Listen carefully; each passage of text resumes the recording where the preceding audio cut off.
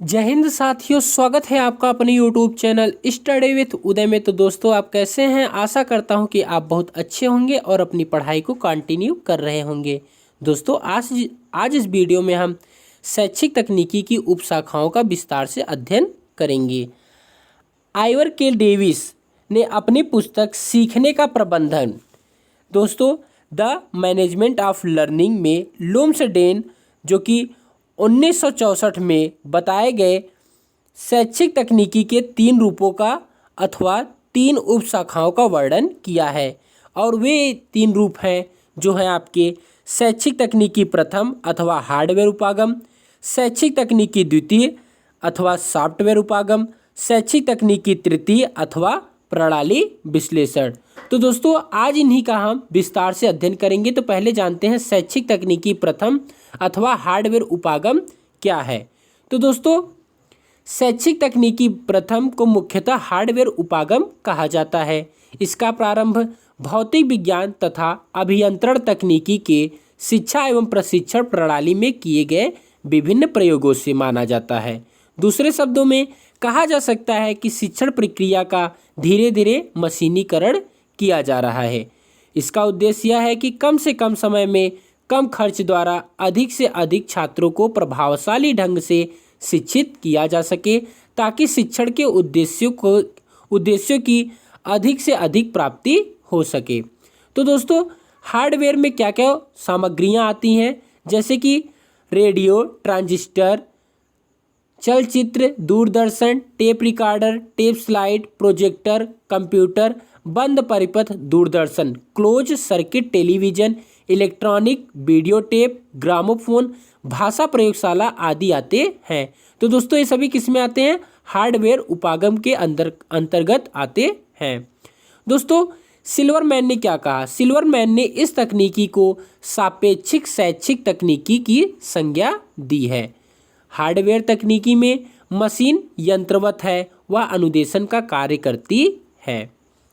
इसका संबंध अनुदेशन के ज्ञानात्मक पक्ष से है। मशीन एक प्रकार की निष्क्रिय यंत्र होती है। मशीन एक कैसा होता है? एक प्रकार का निष्क्रिय यंत्र होता है। यह क्लिष्ट व्यवस्था तथा कार्य केंद्रित होती है। मशीनों के प्रयोग से शिक्षा की प्रक्रिया का यंत्रीकरण हुआ है। मानवीय ज्ञान के 3 पक्ष होते हैं। तो दोस्तों, कौन कौन से हैं? ज्ञान का संचय, ज्ञान का हस्तांतरण और ज्ञान का विकास। तो दोस्तों, ज्ञान का संचय क्या होता है कि छापने की मशीन से ज्ञान को पुस्तकों के रूप में संचित किया जाता है तथा पुस्तकालयों में उनको रखा जाता है।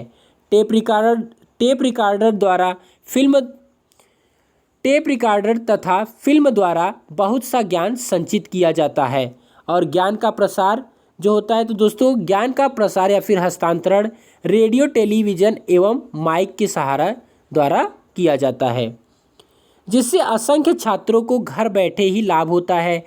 पत्राचार्य पाठ्यक्रम द्वारा शिक्षा तथा खुले मुक्त विश्वविद्यालय, जैसे कि दोस्तों आपका वो होता है इग्नू होता है, भी शैक्षिक तकनीकी प्रथम के माध्यम से संभव हो सका है। ज्ञान के विकास के लिए, तो दोस्तों, ज्ञान के विकास के लिए आंकड़ों का संकलन तथा उनका विश्लेषण किया जाता है। इसके लिए शोधकर्ता मशीन व कंप्यूटर आदि का प्रयोग करते हैं। इस प्रकार हम देख सकते हैं कि ज्ञान के तीनों पक्षों में अब मशीनों का प्रयोग हो रहा है और इस प्रकार शिक्षण की प्रक्रिया का यंत्रीकरण हो गया है। शिक्षण की प्रक्रिया के इस यंत्रीकरण को ही शैक्षिक तकनीकी प्रथम या फिर हार्डवेयर उपागम कहा जाता है। डेविस का मानना है कि हार्डवेयर उपागम शिक्षण प्रक्रिया का क्रमशः मशीनीकरण करके शिक्षा के द्वारा कम खर्च तथा कम समय में अधिक छात्रों को शिक्षित करने का प्रयास है। इसमें प्रयोग किए जाने वाले दृश्य श्रव्य उपकरणों का वर्गीकरण कुछ इस तरीके से है, जैसे कि कठोर उपागम को कितने पार्ट में डिवाइड किया गया? तो दोस्तों, हार्डवेयर उपागम को कठोर उपागम भी कहा जाता है, जिसमें कि श्रव्य उपागम, दृश्य उपागम और दृश्य श्रव्य उपागम भी आते हैं। तो श्रव्य उपागम में क्या आता है दोस्तों? रेडियो, ट्रांजिस्टर, टेप रिकॉर्डर, शिक्षण मशीन, जिसमें सिर्फ हम क्या करते हैं? सुनने का काम करते हैं। दृश्य उपागम में दोस्तों जैसे प्रोजेक्टर हो गया, एपिडाडायोस्कोप हो गया और फिल्म हो गया, फिल्म स्ट्रिप, स्लाइड्स, कंप्यूटर, ये सब दोस्तों दृश्य उपागम है। और दृश्य श्रव्य उपागम होते हैं जिसमें कि फिल्म जैसे आते हैं, दूरदर्शन और वीडियो टेप आते हैं, जिसमें हम देखने और सुनने दोनों का कार्य करते हैं। शैक्षिक तकनीकी द्वितीय अथवा सॉफ्टवेयर उपागम। दोस्तों शैक्षिक तकनीकी द्वितीय अथवा सॉफ्टवेयर उपागम, इन्हें मृदु उपागम भी कहा जाता है। तो इसे शैक्षिक तकनीकी द्वितीय तथा सॉफ्टवेयर उपागम कहा जाता है। इसको अनुदेशन तकनीकी, शिक्षण तकनीकी तथा व्यवहार तकनीकी भी कहते हैं। क्या क्या कहते हैं? अनुदेशन तकनीकी, शिक्षण तकनीकी तथा व्यवहार तकनीकी। इस तकनीकी का आधार मनोविज्ञान है, इसलिए इसे व्यवहार प्रणाली या व्यवहार तकनीकी के माध्यम के नाम से भी जाना जाता है। शैक्षिक तकनीकी प्रथम में मशीनों का प्रयोग किया जाता है, जबकि शैक्षिक तकनीकी द्वितीय में शिक्षण और सीखने के मनोवैज्ञानिक सिद्धांतों का प्रयोग किया जाता है, जिससे छात्रों के व्यवहार में अपेक्षित परिवर्तन किया जा सके। जैसे दोस्तों पहले क्या होता था कि टीचर बोलता था, टीचर लेक्चर देता था और जो स्टूडेंट होता था वह चुपचाप सुनता था या फिर जो नोट करने लायक होता था उसे नोट करता था। तो ऐसे में क्या होता था, कुछ बच्चे जो होते थे नींद भी ले लेते थे, झपकी भी ले लेते थे, कोई ध्यान भी नहीं देता था। ठीक है दोस्तों, तो उनका ऐसा माहौल क्रिएट किया जाए कि जिससे उनका पढ़ाई में मन लगे, वह शैक्षिक तकनीकी द्वितीय के अंतर्गत आता है। शिक्षण में पाठ्य वस्तु के कुछ उद्देश्यों की प्राप्ति हेतु शिक्षक विभिन्न प्रकार की विधियों, प्रविधियों, नीतियों तथा युक्तियों का प्रयोग करके छात्रों को सीखने के अनुभव प्रदान करता है, जिससे कि उनके व्यवहार में अपेक्षित परिवर्तन हो सके। बीएफ स्किनर ने शैक्षिक तकनीकी द्वितीय को व्यवहारात्मक तकनीकी पर आधारित माना है तथा आर्थर मेल्टन ने का मानना है कि शैक्षिक तकनीकी अधिगम के मनोविज्ञान पर आधारित है और यह अनुभव प्रदान करके वांछित व्यवहार परिवर्तन की प्रक्रिया को प्रारंभ करता है। जैसे कि दोस्तों क्या कर सकते हैं, बच्चे को पुरस्कार और दंड के रूप में मतलब कि उनके मनोवैज्ञानिक मनोदिशा को परिवर्तित कर सकते हैं। शैक्षिक तकनीकी तृतीय अथवा प्रणाली उपागम। तो दोस्तों द्वितीय विश्व युद्ध के पश्चात एक नवीन प्रबंधन तकनीकी का जन्म हुआ, जिसे प्रबंध प्रशासन प्रणाली, प्रबंध प्रशासन, व्यापार, उद्योग, सेना संबंधी समस्याओं के संबंध में निर्णय लेने के लिए वैज्ञानिक आधार प्रदान किया गया। दोस्तों द्वितीय विश्व युद्ध जो कि हुआ था उसके पश्चात एक नवीन प्रबंध तकनीकी आई, जो कि कौन सी थी? तो प्रणाली उपागम थी। तो दोस्तों इसका जो जन्म हुआ, जिसमें कि प्रबंध प्रशासन, व्यापार, उद्योग, सेना संबंधी समस्याओं के संबंध में निर्णय लेने के लिए इसको आधार दिया गया। इसे शैक्षिक तकनीकी तृतीय या प्रणाली विश्लेषण कहा जाता है। और दोस्तों इस तकनीकी का प्रयोग शिक्षा के अंतर्गत शैक्षिक प्रशासन एवं प्रबंध की समस्याओं, शैक्षिक संगठन, निर्देशन की समस्याओं में वैज्ञानिक ढंग से अध्ययन करने के लिए किया जाता है। इसके प्रयोग से शैक्षिक प्रणाली, शैक्षिक प्रशासन एवं प्रशासन को प्रभावशाली एवं कम खर्चीला बनाया जा सकता है। प्रणाली विश्लेषण मशीन तकनीकी तथा व्यवहार तकनीकी अथवा तकनीकी प्रथम एवं तकनीकी द्वितीय का एकीकरण एवं समन्वय है। तो दोस्तों पहले हम जानते हैं कि प्रणाली उपागम का अर्थ क्या होता है। तो प्रणाली विश्लेषण अथवा प्रणाली उपागम शब्द अनेक संदर्भों में प्रयुक्त किया जाता है। अधिकांश विद्वान यह मानते हैं कि इस प्रणाली में समस्या समाधान निहित होता है।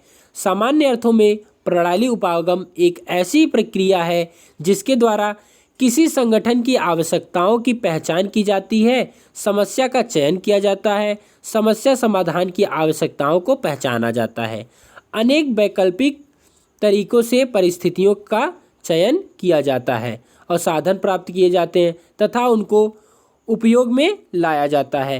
परिणामों का मूल्यांकन किया जाता है तथा प्रणाली में आवश्यक संशोधन किए जाते हैं, जिससे कि संगठन या प्रणाली की आवश्यकता पूर्ण हो सके। वास्तव में प्रणाली उपागम एक प्रकार से तार्किक समाधान प्रक्रिया है जो प्रमुख शिक्षा समस्याओं की पहचान तथा उनका समाधान करती है।